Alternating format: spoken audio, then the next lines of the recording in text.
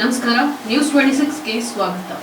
ವಿಜಯನಗರ ಜಿಲ್ಲೆಯ ಮರಿಯಮ್ಮನಹಳ್ಳಿ ಪಟ್ಟಣದ ಇತಿಹಾಸ ಪ್ರಸಿದ್ಧ ಶ್ರೀ ಭೂಲಕ್ಷ್ಮೀನಾರಾಯಣ ಸ್ವಾಮಿ ಮತ್ತು ಶ್ರೀ ಆಂಜನೇಯ ಸ್ವಾಮಿಯ ಹೊಸ ಜೋಡಿ ರಥೋತ್ಸವ ಭಾನುವಾರ ಏಪ್ರಿಲ್ 6ರಂದು ಜರುಗಲಿದೆ. 1950 ಮತ್ತು 51ರಲ್ಲಿ ತುಂಗಭದ್ರಾ ಜಲಾಶಯದಲ್ಲಿ ಹಿಂಭಾಗದ ನೀರಿನ ಮುಳುಗಡೆಯಾದ 16 ಹಳ್ಳಿಗಳಲ್ಲಿ ನಾರಾಯಣ ದೇವರ ಕೆರೆಯೂ ಕೂಡ ಒಂದು. ಅಲ್ಲಿ ಸುಮಾರು ಅರ್ಧದಷ್ಟು ಜನರು ಮರಿಯಮ್ಮನಹಳ್ಳಿಗೆ ಬಂದು ನೆಲೆಸಿದ್ರು. ಜೋಡಿ ದೇವರನ್ನ ಪ್ರತಿಷ್ಠಾಪಿಸಿ ಉತ್ಸವ ಆರಂಭಿಸಿದ್ರು ಎನ್ನಲಾಗುತ್ತೆ. ಯುಗಾದಿ ಹಬ್ಬದ ಆರಂಭವಾಗುವ ಧಾರ್ಮಿಕ ವಿಧಿವಿಧಾನಗಳು ರಥೋತ್ಸವಕ್ಕಾಗಿ ಈಗಾಗಲೇ ಪಟ್ಟಣದಲ್ಲಿ ಹಬ್ಬದ ವಾತಾವರಣ ನಿರ್ಮಾಣವಾಗಿದೆ.